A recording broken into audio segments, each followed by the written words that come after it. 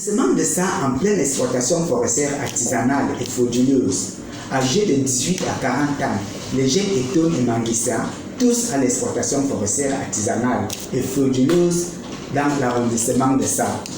Ces jeunes n'ayant pas été recrutés dans l'armée camerounaise, un service réservé par le régime politique du président Paul Biya aux Etoun et Manguissa, renommés comme les jeunes forts et courageux dans la région du centre. L'arrondissement de ça compte plus de jeunes chômeurs sur l'ensemble du territoire national. Pour remédier à ce chômage, une seule équation a été trouvée par les jeunes, c'est d'exercer l'exploitation forestière artisanale de manière frauduleuse et abusive dans l'arrondissement de ça. Les conséquences à cette exploitation forestière artisanale sont graves sur le plan agricole et engendrent une pauvreté alimentaire inquiétante dans l'arrondissement de ça. D'après un séjour des investigateurs de l'OIG, l'Organisation camerounaise pour la protection de l'arbre, dans l'arrondissement de ça, cette organisation non gouvernementale qui lutte contre la déforestation au Cameroun, un sondage a été effectué concernant les causes de cette exploitation forestière artisanale et abusive dans l'arrondissement de ça. Notre approche auprès des hommes de troisième âge de l'arrondissement de ça visait à savoir les raisons de cette exploitation forestière par les jeunes.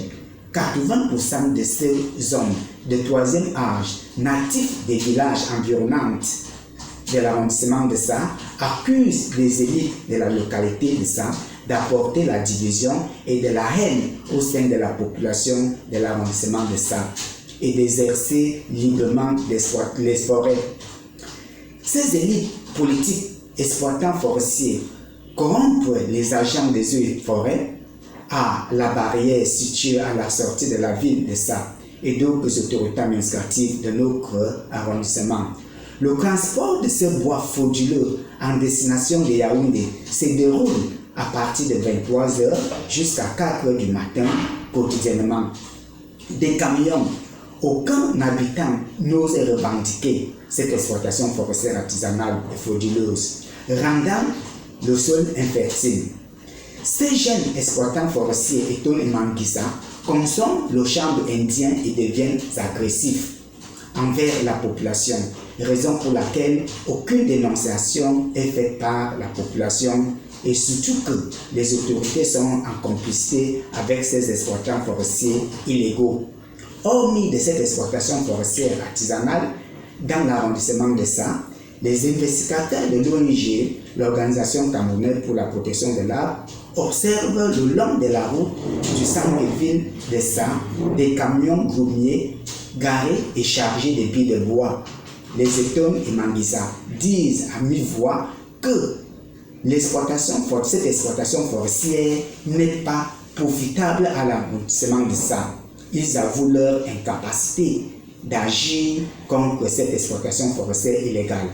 L'arrondissement de ça appartient aux Manguissa, réputé comme un peuple calme et dangereux à des prises de décision sociales. Mais les clans politiques ont affaibli la tribu Manguissa. Les ressources naturelles de l'arrondissement de ça, telles que le bois et le sable régulièrement exploités, ne font pas le développement social dans la ville de ça. Les vieux bâtiments conçus par les Grecs démontrent que les hommes politiques et les élites de l'arrondissement de ça ne pensent pas au bien-être social du peuple Manguissa. Je suis Claude Pitangou, leader de la société civile.